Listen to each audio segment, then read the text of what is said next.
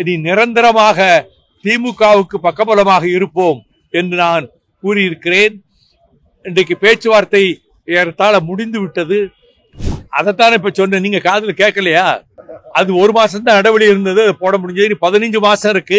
அந்த கட்டத்திலே நாங்க பேசுவோம் அப்படின்னு. திமுக கூட்டணியில் மறுமலர்ச்சி திராவிட முன்னேற்ற கழகம் இந்த நாடாளுமன்ற தேர்தலில் ஒரு தொகுதியில் போட்டியிடுவதென தீர்மானிக்கப்பட்டது.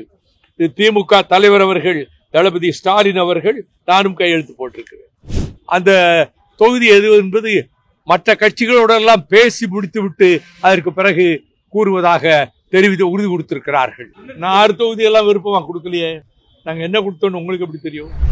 நடைபெற இருக்கின்ற நாடாளுமன்ற தேர்தலில் இந்தியா கூட்டணிக்கு தமிழகத்திலே தலைமை தாங்குகிற திராவிட முன்னேற்ற கழகத்தின் தலைமையிலான கூட்டணியில் இணைந்து பணியாற்றுவது திராவிட இயக்கத்தை மென்மேலும் வலுப்படுத்துவதற்கு எங்களுடைய அனைத்து சக்திகளையும் அதற்கு பயன்படுத்துவோம். இனி நிரந்தரமாக திமுகவுக்கு பக்கபலமாக இருப்போம் என்று நான் கூறியிருக்கிறேன். இன்றைக்கு பேச்சுவார்த்தை ஏறத்தாழ முடிந்து விட்டது. ஒரு தொகுதி எங்களுக்கு ஒதுக்கப்பட்டிருக்கிறது. அந்த தொகுதி எது என்பது மற்ற கட்சிகளோடெல்லாம் பேசி முடித்துவிட்டு அதற்கு பிறகு கூறுவதாக உறுதி கொடுத்திருக்கிறார்கள்.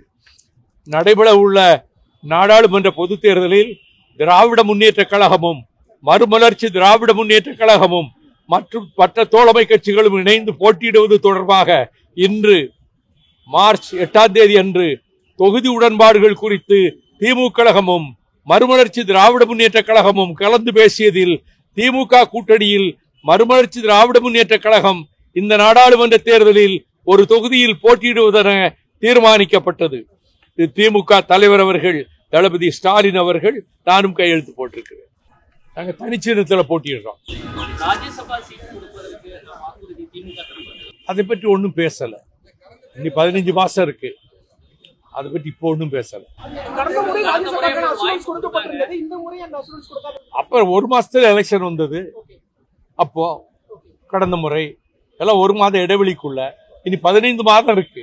அதனால அந்த கட்டத்தில் பேச வேண்டிய நேரத்தில் பேசுவோம்.